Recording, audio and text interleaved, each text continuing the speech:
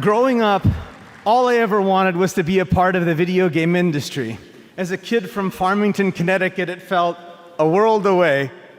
Not anymore. Welcome back to the Critical Catastrophe channel, where I peel back the layers of absolute absurdity and moronity, or whatever words you want to use, in the gaming and entertainment industry. Today, we're going to talk a little bit about the Game Awards.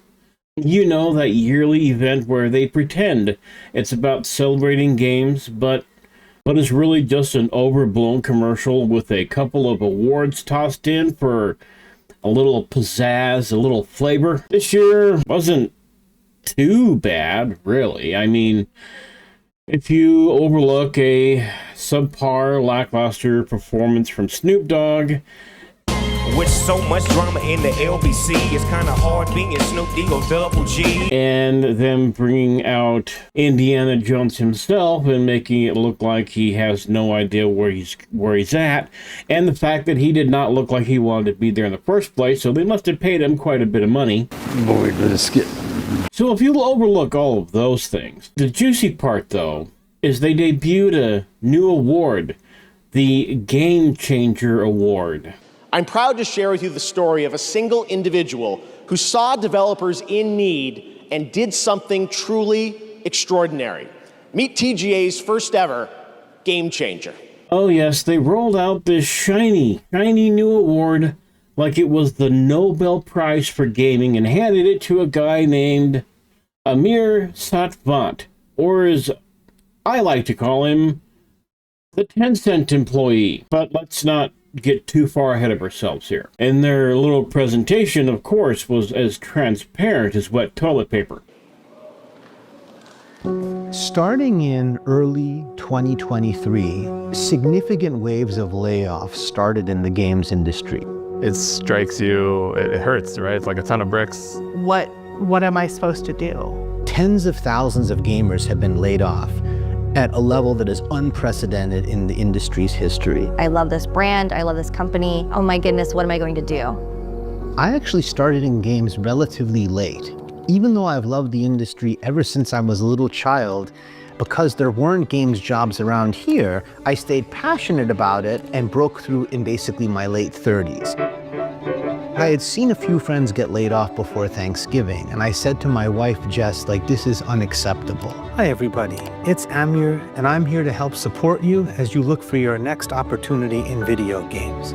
I can't imagine what it must feel like for someone to have to go to their family around the holidays and say, I don't have a job, I don't know what's going to happen. I had a robust background in things like data analysis, and I said, well, I can do something with this. I started a community with one resource. We just started putting together a list of all the job openings out there. And over iteration after iteration, it ended up becoming a suite of several different resources. We have 2,300 coaching volunteers who've given people over 50,000 community coaching conversations for free. He's pure pro bono, Amir. There is no payment. He doesn't take anything back from the community. They tried to sell us on this heartwarming narrative. Here's a humble, game-loving dude just trying to help out those poor gaming industry souls who lost their jobs over the past few years. You know, the kind of people who excel at injecting ideology into games while forgetting that games are supposed to be fun. These being the same folks that just a few years ago were saying that you should do your part, and if you lose your job for doing your part, that's just how things go. And maybe you should learn to code. Well, maybe now these people should learn to flip burgers. But capitalism says that if they had done good jobs, they probably would have kept their jobs, or at least been able to get new ones, right? So, and let's not forget, though, the gaming industry is a gig economy. You're supposed to move from gig to gig. That's the nature of the beast. If these people were genuinely talented, they'd have been hired elsewhere faster than loot boxes from EA drained your wallet. Instead, they're being recycled by our new game changer and his merry band of 10-cent overlords.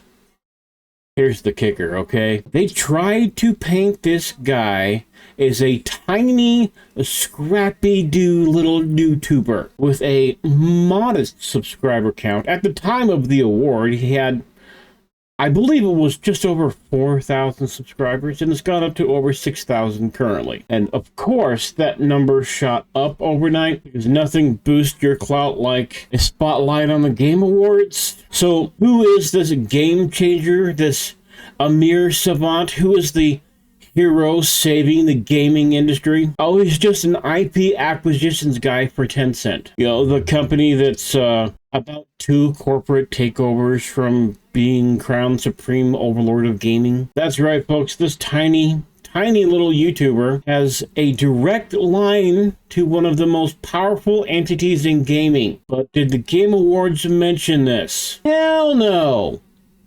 Nope. Not a word. Not a peep. Not even a whisper. Instead, they paraded him around like some indie savant, conveniently glossing over his 10-cent connections.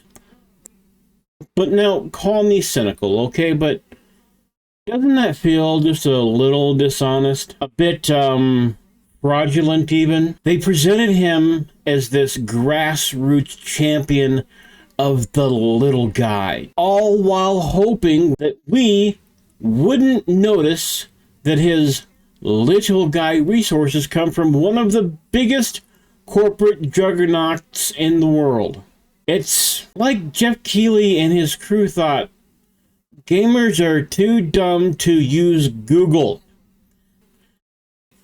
And honestly, should we even be surprised? This is the same Game Awards that spent years pretending Kojima is gaming's second coming while dedicating 90% of their show to commercials and advertising. So here's my real takeaway from this. The Game Awards doesn't celebrate gaming, it celebrates narratives, and not the honest and good kind, like those games we loved.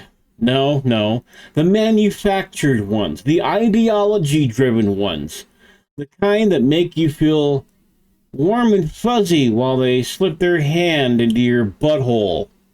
But hey, maybe I'm just way too critical. Maybe I'm just a giant cynic. So do you think the Game Awards is a legit thing, or is it just a industry circle jerk where Jeff Keighley can jerk off on some of his friends and make some money? And no, I'm not going to knock Jeff Keighley for making money. I'm knocking the Game Awards for being useless. Let me know in the comments below what you think. Do hit those like and subscribe buttons. Thank you for watching. And as always, have yourselves a great, wonderful, and prosperous day. Bye-bye.